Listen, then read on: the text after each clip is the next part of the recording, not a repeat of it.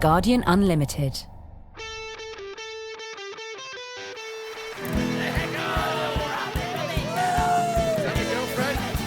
Small world. The Heckle.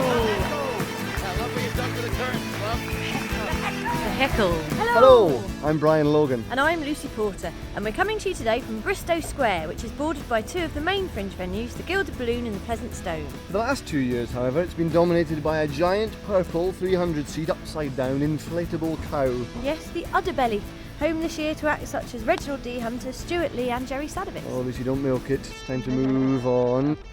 I talk to my food while I'm cooking, partly because I'm lonely, but it enlivens. Like a boiled egg is the best thing, because you get to really fuck around with a boiled egg. You put it in boiled water and it's going, no, it's too hot, it's too hot. And you go, tough shit egg.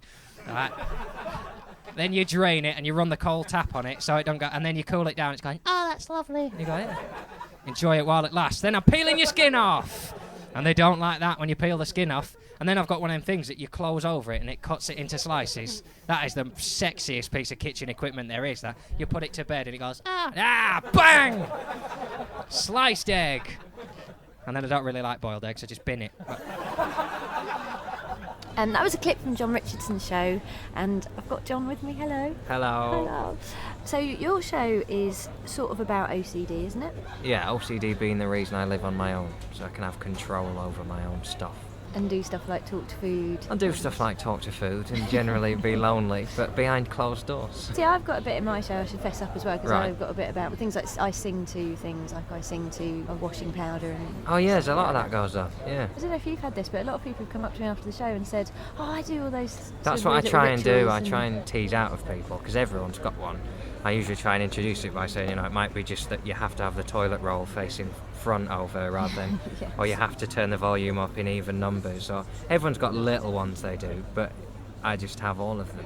You are quite obsessed about your living space. Are you doing the thing of sharing with other comics at the end No, of the festival? no, I've learnt my lesson.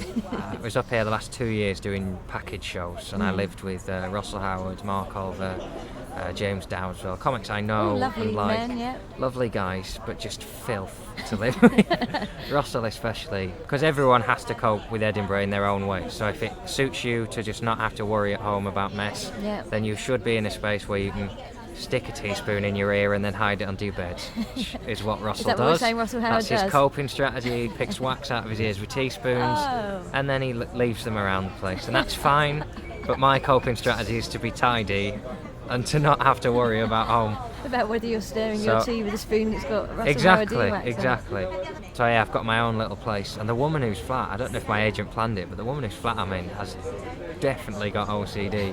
And I've moved in, there's post-it notes on everything. The cooker's labelled, the kettle has a label saying kettle.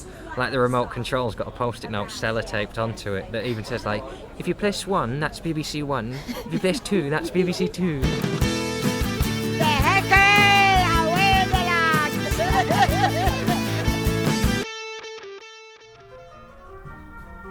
Right, just going to concentrate, see who comes through.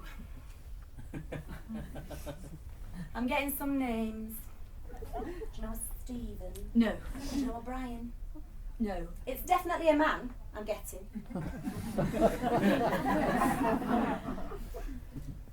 Gary? Darren? Dave? Do you know a Dave? I went out with a David in my gap year.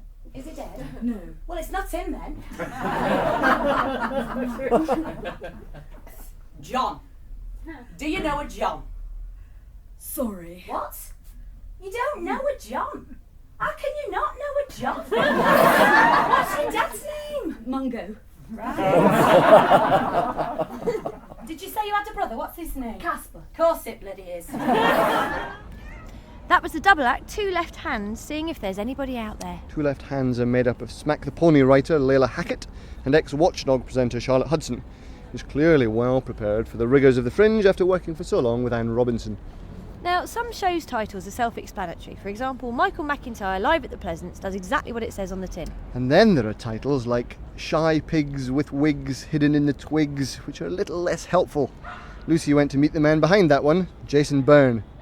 Well, you see, we have a distinct problem this year, you and I. We have Yes. something in common, which is very bad for comics, work during the day. Yeah, Because we're yeah. both doing podcasts. Yeah, pod off. For different newspapers. I know, mine's were very posh times, right? Now, The Guardian would be more posh, wouldn't it? Would you be more left, wouldn't you? Well, it's all that sort of muesli-eating Proper stereotypes. poos. Well, I have colonels and sergeant majors listening to my podcast as I'm talking about mad stuff, and they're just going, "Who is that fella? He's really very entertaining. We have no idea what he's saying." Now, I'm very careful not to slag men off because I think with female comics, men get a little bit nervous. How do you approach women in your... Through my wife. Yes, And because the you men are are- quite the- vicious about your wife sometimes, aren't you? Is she in this show very much? I never call her, never directly say anything bad about her. Yeah, there is about the birth of my new child, and a lovely story about her having fake tan on her legs when she went into the hospital.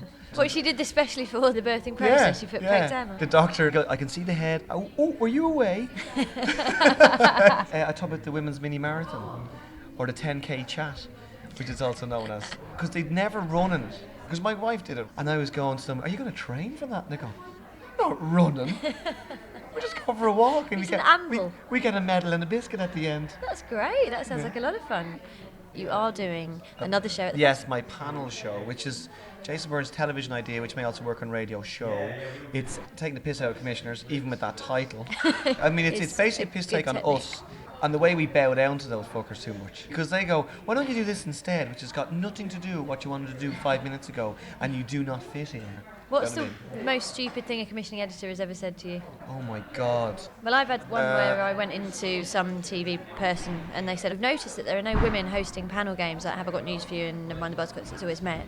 So we thought it'd be really nice if there was a panel game hosted by a woman. And I was like, "Oh, that sounds..." Yeah. So, and then he said, "Yeah," because we thought it could be like about makeup or like fashion. And I was like, That's how bad they are. okay. You've got to just be brave and Well, go. in fact, what you have to do is use the new technology and do stuff on the internet, podcast. The internet is the way forward, clearly. Yes, and it we're is. both on it. Hooray Yes, for us! hooray for us, Luke. Hey. Whenever we used to do Lee and Herring with, there was a bit where I would insult a small child in the audience, and then Stu would ask them to come back with something at me, which they usually said, "You're fat," and then I'd pretend to be hurt by it. But one time, the sort of 13-year-old boy in the audience said, "The sleeves of your jacket are slightly frayed," which they were, but you'd have to be very sharp-eyed to see it, and that was the best heckle I've ever had, just because it was accurate. Hello, I'm Jane. I'm 34 next month. My boyfriend's over there, yeah, it's great here. I come to the Lido a lot. So I'm poolside with Julian Fox, whose show is called You've Got to Love Dancing and to Stick to It. Julian, there are lots of characters and places in the show, but in a way there's something at the centre of it, which is the Brockwell Lido outdoor swimming pool in London. I started going there just after Edinburgh 2004, and I just bought this season ticket. I guess I'm one of these people where if I buy a season ticket or anything like that, I have to make as much use of it as possible. Probably something to do with my Jewish ancestry. And I sort of started writing about it, and then this ended up being all the Lido stuff felt like a quite good umbrella to hang all this other stuff on. I live in Tulse Hill. I work for the conman shop. Give a little kind of roll call of the various characters in there. And there's Jane and Dave, who are this sort of middle class couple. They live in Tulse Hill. They're like, a bit like most 30-somethings, kind Not of. sure whether to have babies. Yeah, and she works for the conman shop, but wants to become a homeopath. That's the word. In one. It's quiet here today, which is odd. Where does the name Lido come from? It derives from the word litus, meaning shore, as in seashore, in Latin. What's your swimming like? Are you now Olympic grade front crawl? In my mind I am, but What's in the practice it's very slow. 'Cause I used to do sort of like doggy paddle, and that's not good because that's creating drag. And the art of good swimming is about not having any drag, so it's absolutely streamlined. I thrash around it and I get nowhere. It's the exact opposite of what you're saying. But I'm like that in life, actually. That was Pascal Wise's voice interviewing the adorable Julian Fox. And that's pretty much it for another heckle. Tomorrow is our penultimate heckle. In the meantime, you can catch up with all of Guardian Unlimited's Edinburgh coverage at guardian.co.uk/Edinburgh 2007. So until tomorrow. Bye-bye.